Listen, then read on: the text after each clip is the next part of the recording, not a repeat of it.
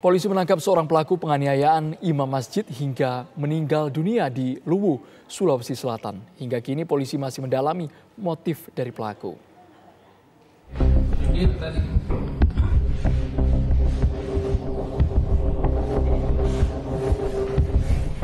Dari hasil rekaman CCTV, polisi berhasil mengetahui identitas pelaku dan menangkap pelaku penganiayaan imam masjid di rumahnya di Kecamatan Suli. Pelaku berinisial AP berusia 22 tahun diduga adalah otak kasus penganiayaan yang mengakibatkan Yusuf Daeng Pareba meninggal dunia. Sementara itu keluarga korban menyatakan pelaku bukanlah jemaah masjid, melainkan orang tidak dikenal. Karena kami yakin dari keluarga itu, ini pasti disuruh. Yang membunuh itu pasti orang disuruh. Ya karena dengan melihat CCTV yang ada, beberapa orang yang sudah lihat, orang itu tidak dikenal. Ya, orang luar. Orang luar, Pak. Orang luar. Motifnya kira-kira apa, Pak? Inilah Allahu alam. Karena saya juga tanya jemaah yang ada di masjid, adakah orang yang baru-baru dia kelis atau marah? Dia bilang tidak ada. Sebelumnya Imam Masjid Yusuf Daeng Pareba ditemukan jemaah dalam kondisi kritis di teras Masjid Al-Ikhwan Sengah di Belopa, Luwu, Sulawesi Selatan. Korban diduga dianiaya di dalam masjid kemudian diseret ke teras. Korban yang terluka di bagian wajah dan kepala dibawa ke rumah sakit, namun nyawanya tidak dapat diselamatkan. Dari Kabupaten Luwu, Sulawesi Selatan, Haswadi, Adi Chandra Malonjo, Marwan Simala, TV One mengabarkan.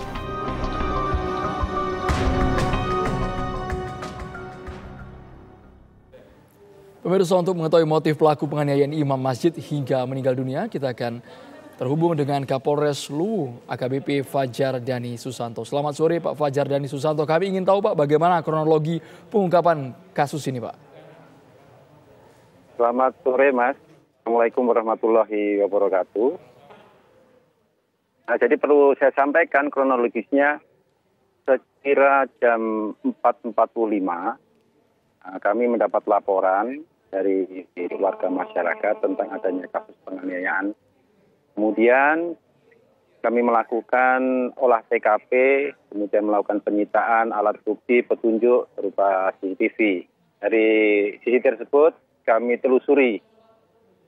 Kemudian hasil dari interogasi terhadap tersangka bahwa yang bersangkutan saat akan kembali ke rumahnya, dari rumah saudaranya di Belopa akan kembali ke Suli, kemudian sempat mau menabrak, jadi ketidaksengajaan mau menabrak almarhum.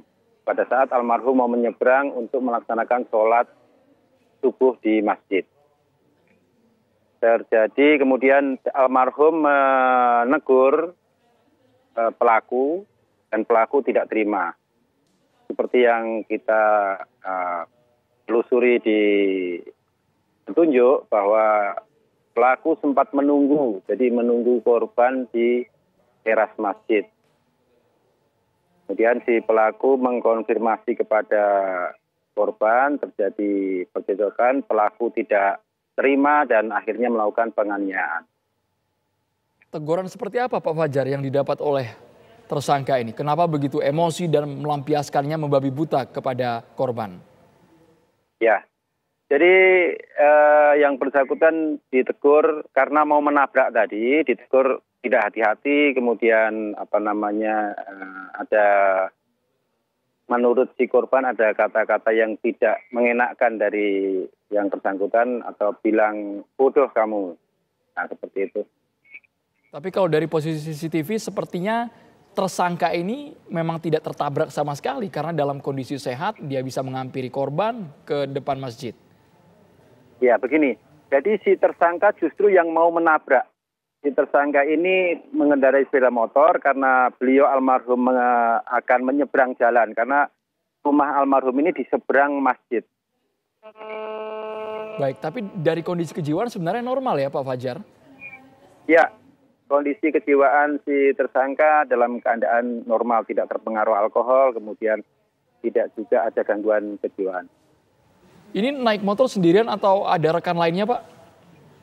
Ya, jadi yang bersangkutan CCTV yang kita dapatkan yang beredar saat ini adalah satu petunjuk dari satu sudut pandang, kemudian ada satu lagi CCTV yang sudah saat ini dipegang oleh penyidik bahwa yang bersangkutan sendirian. Tersangka ini apakah warga setempat atau baru pertama kali bertemu dengan korban, Pak? Tersangka ini warga kampung lain atau kecamatan lain. Jadi baru kali ini bertemu dengan beliau, almarhum. Pak Fajar, ini ada dugaan dari keluarga yang sangat curiga sekali dengan tersangka ini dan menuding bahwa jangan-jangan ini disuruh orang lain. Tidak mungkin kalau OTK langsung menyerang seperti itu. Baik, semua kemungkinan dugaan akan kita dalami. Semua kemungkinan dugaan akan terus kita telusuri sampai terang benderang perkara ini. Kami ingin tahu juga kondisi korban itu seperti apa, Pak, ketika dianiaya sampai dengan meninggal dunia. Karena dari CCTV kan tidak lengkap ya, Pak, ya, tidak utuh juga gambarnya. Ya, jadi kondisi korban pada saat dibawa ke rumah sakit itu muka berlumuran darah karena alat bukti yang didapatkan salah satunya adalah batu besar kepalan tangan yang dimungkinkan digunakan untuk mengenainya korban. Ancaman untuk tersangka, Pak Fajar, seperti apa? Iya, jadi kami akan kenakan pasal 351 ayat 3, penganiayaan berat, kemudian kami contohkan dengan 338 pembunuhan dan 340 pembunuhan berencana. Terima kasih banyak Kapolres Luwu AKBP Fajar Dani Susanto sudah bergabung di Kabar Petang Pilihan.